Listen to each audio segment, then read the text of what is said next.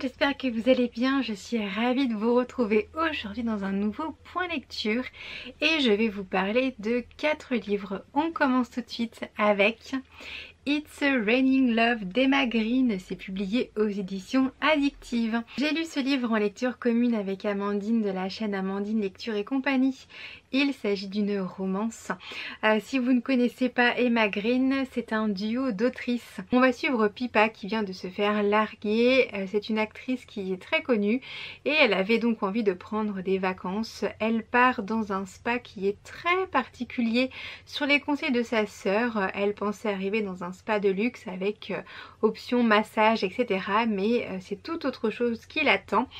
Elle va en tout cas faire la connaissance là-bas d'Alistair Blackwood qui est un homme très beau mais également très arrogant. Ils ne vont pas supporter rester enfermés dans cet endroit très atypique et vont donc s'enfuir une nuit.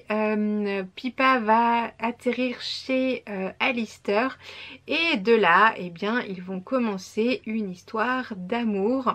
Mais une histoire d'amour qui est un petit peu hors norme car Alistair est l'héritier d'une famille extrêmement riche. Il a perdu ses parents et Alistair doit se marier avant d'avoir 30 ans pour pouvoir garder son manoir. Donc il va proposer à Pippa bien, de l'épouser. Donc ce mariage est un faux.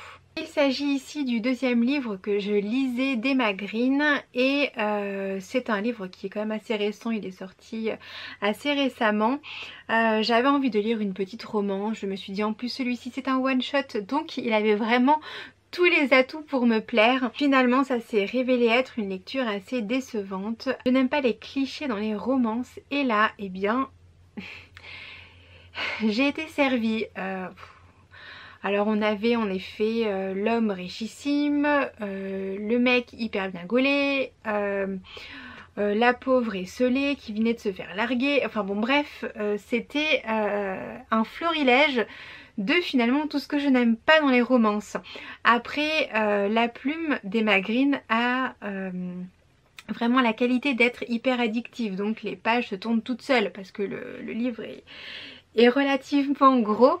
J'avoue que la première partie, quand ils sont arrivés dans le spa, enfin quand Pippa est arrivée dans le spa, qui n'est pas un spa, hein, c'est une espèce de retraite spirituelle hyper bizarre.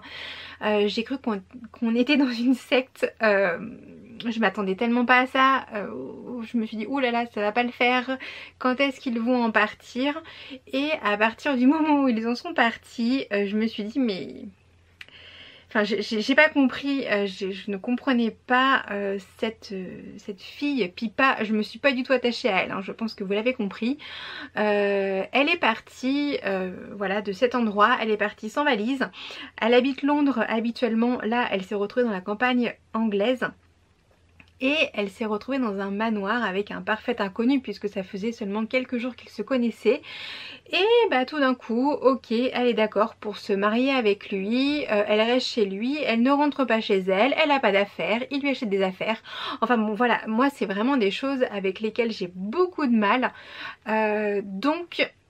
je ressors de cette lecture vraiment en étant très mitigée puisque la deuxième partie du livre elle est meilleure pour moi que la première car dans la deuxième partie elle ouvre un petit peu les yeux. Alors en plus elle a une famille, enfin une mère et des sœurs qui sont totalement envahissantes, totalement barrée. La mère, son grand délire c'est qu'elle s'habille tout le temps avec des imperméables. Bon, pourquoi pas. Enfin bon, c'est pas une histoire à laquelle j'ai adhéré. J'avoue que j'étais un petit peu déçue parce que je pensais vraiment aimer ce livre mais malheureusement ça ne l'a pas fait avec moi. Je pense qu'il plaira très sincèrement à d'autres personnes mais eh bien moi j'ai un petit peu de mal comme ça avec ces romances où il y a des personnes très riches, très connues. Enfin voilà, c'est un petit peu trop facile pour moi. J'aime quand les choses sont un petit peu plus torturées et là bah voilà, ça a un petit peu coincé. Il me reste encore 2 livres d'Emma Green à lire qui sont dans ma pile à lire. Donc j'espère apprécier davantage mes prochaines lectures. J'ai également lu Lucas de Franck Tillet. Il s'agit de l'épreuve non corrigée qui était disponible à ma bibliothèque car ils ont eu un don. C'est publié aux éditions Fleuve Noir. Je voulais vous parler de ce livre au moment de sa sortie car sinon ça n'a pas grand intérêt, et ça y est, c'est bon, il sort le 2 mai. Je ne vais pas vous faire de résumé car c'est un thriller et je déteste les résumés des thrillers. Je pense ne pas être la seule car je ne veux pas spoiler. Donc si vous voulez en savoir plus, vous avez le lien dans la barre d'infos. Ce que je peux vous dire en tout cas, c'est qu'on retrouve le couple Charcot and Belle. Donc si vous êtes amateur ou amatrice de ces deux personnages, vous allez les retrouver, et on est vraiment dans une enquête qui mêle nouvelles technologies, biologie, enfin voilà, il y a plein de choses qui sont mélangées. L'année dernière j'avais lu et j'avais adoré le manuscrit inachevé qui est un one shot. Je n'ai pas encore toutes les réponses sur ce roman. Si un jour j'arrive à croiser Franck Tillet dans une rencontre dédicace, peut-être j'irai lui poser des questions, mais pour l'instant je reste avec quand même beaucoup d'interrogations.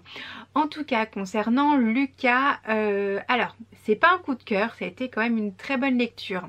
Dans la première partie du livre, il se passe pas énormément de choses. Par contre dans la deuxième partie ça bouge beaucoup plus. Et ce livre a pour moi été finalement assez effrayant. Alors pas peur parce que j'ai pas eu peur en le lisant, mais il aborde des sujets comme la technologie, comme tout ce qui est génétique, enfin la biogénétique, les implantations, enfin tout un monde finalement que je connais assez mal, je l'avoue.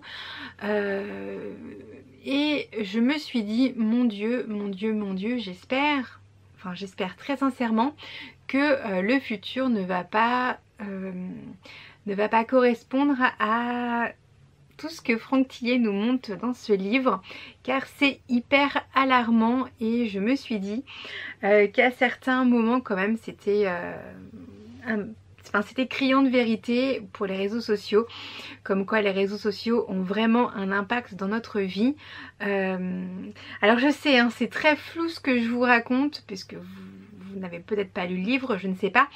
En tout cas, moi il y a certains aspects qui m'ont vraiment fait peur. Parce que c'est vrai, on le sait et on le voit hein, depuis plusieurs années, la technologie prend de plus en plus d'ampleur dans nos vies, elle est un petit peu omniprésente, et eh bien ça annonce des choses qui sont pas très jolies à mon sens.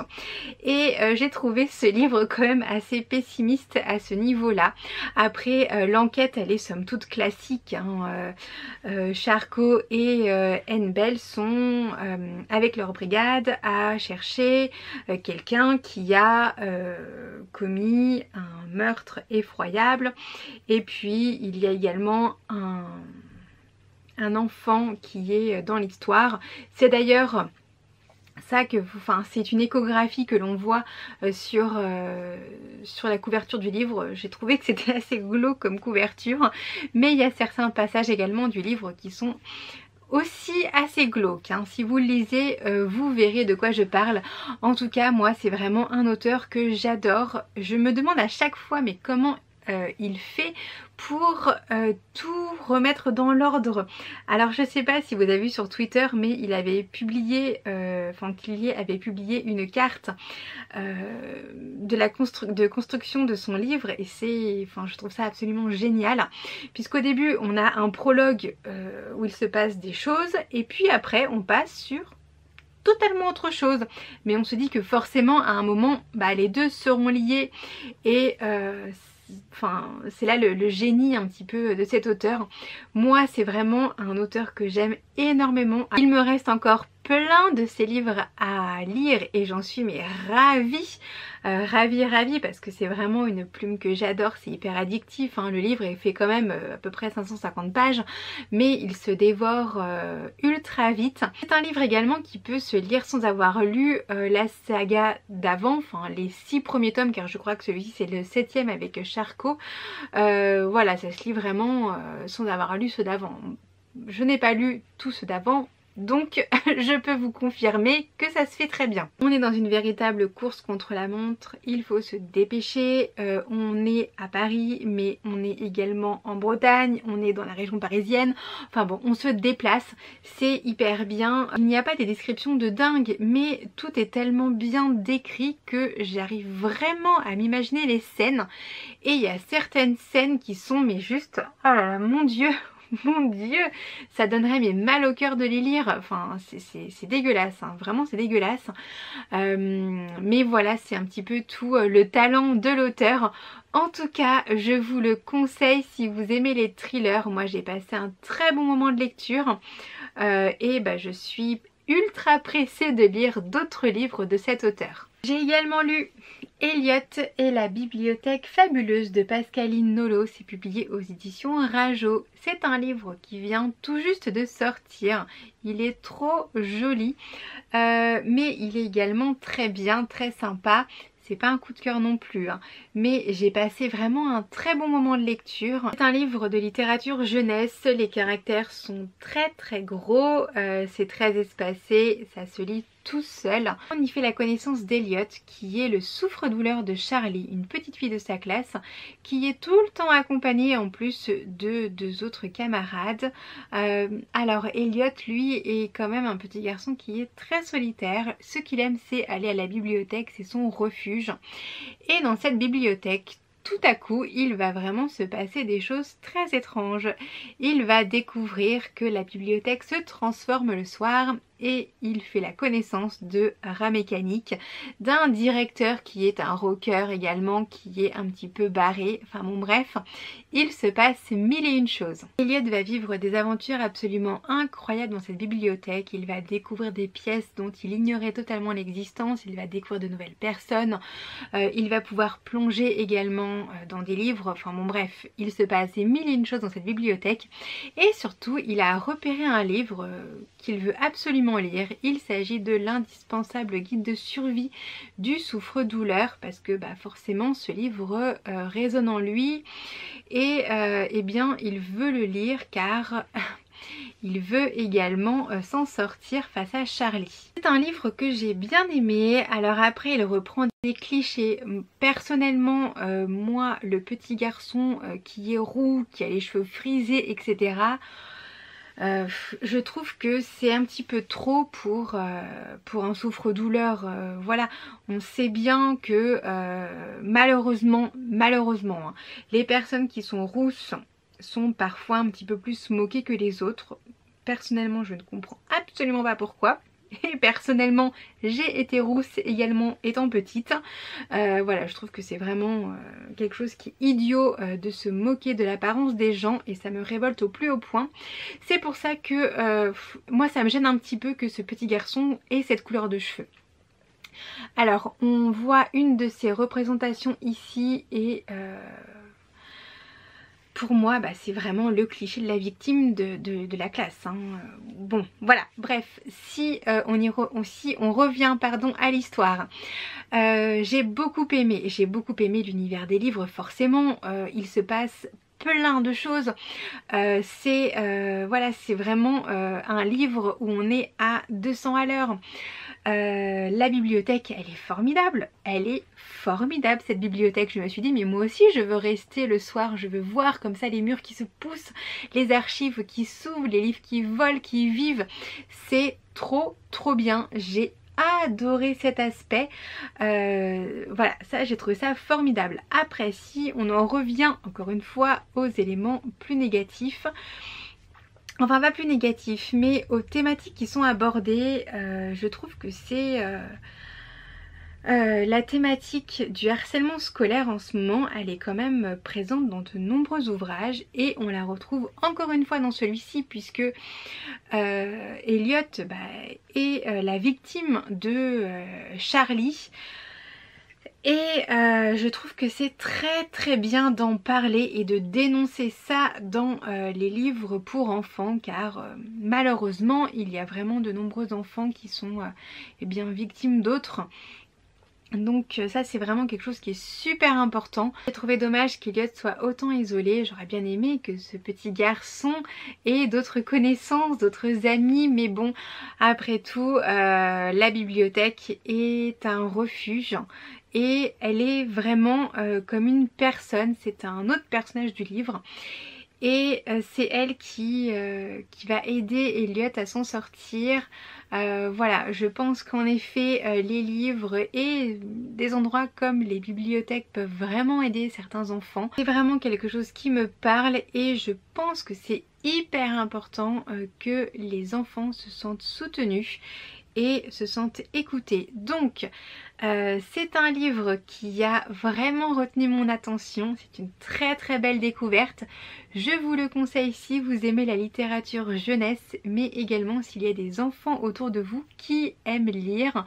Il est quand même abordable pour les plus jeunes, car comme je vous l'ai dit, c'est écrit en super gros, il est pas long du tout, donc je suis sûre que plein d'enfants pourront le découvrir et l'apprécier. J'ai envie de terminer ce point lecture avec un roman graphique. Il s'agit de Carnet de thèse de Tiffaine Rivière et c'est publié aux éditions Seuil. J'ai envie de vous en parler car il m'a fait mourir de rire. J'ai passé un excellent moment avec ce roman, enfin ce roman graphique, et très sincèrement ça sent le vécu. On fait la connaissance de Jeanne qui est... alors Jeanne elle est là et elle est professeure de collège. Et un jour, eh bien, elle est acceptée pour faire une thèse. Et là, les ennuis vont commencer, si je puis dire. Je vous montre quelques planches. Donc voilà pour le graphisme. Je vous en montre une autre. Jeanne décide donc de faire une thèse sur Kafka et bien elle est sûre qu'elle va pouvoir la mener de bout en bout en 3 ans, mais jour pour jour. Bien évidemment, ça ne va pas se passer comme ça, puisque si vous avez fait une thèse ou si vous connaissez des personnes qui ont fait une thèse, en général la thèse c'est beaucoup plus long, hein, voire on la termine jamais. Alors moi ça m'a fait penser, j'ai pas fait de thèse, hein. Par contre j'ai fait un mémoire et sous certains aspects ça m'a fait penser à mon année de mémoire, parce que bon, un mémoire ça se fait un petit peu dans la douleur, hein. Au début ça va et puis à un moment ça va plus. Ça va plus du tout même à la fin. Bref, ça a vraiment trouvé un écho en moi. Jeanne, elle va en fait remettre un petit peu toute sa vie en question et elle pensait que les autres, enfin que tout n'arrivait qu'aux autres, que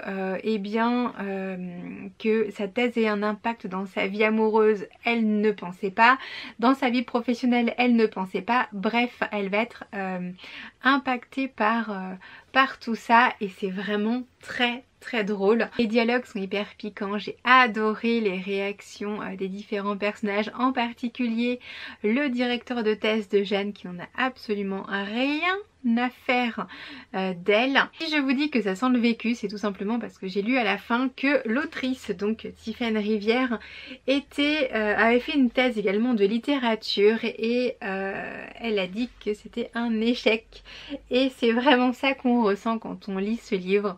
Bref, si vous voulez passer un beau moment et pas mal rire avec un livre, je vous conseille celui-ci qui est déjà sorti depuis pas mal de temps, mais on le trouve dans les bibliothèques, donc n'hésitez pas à aller le découvrir. Le point lecture est désormais terminé, merci beaucoup de l'avoir regardé jusqu'au bout et j'espère très sincèrement qu'il vous aura plu et qu'il vous aura donné quelques idées de prochaines lectures. N'oubliez pas de me laisser un petit commentaire, les petits pouces en l'air également si la vidéo vous a plu et de vous abonner si ça n'est pas encore fait pour recevoir mes prochaines vidéos. Je vous fais plein de bisous et je vous dis à très vite. Salut!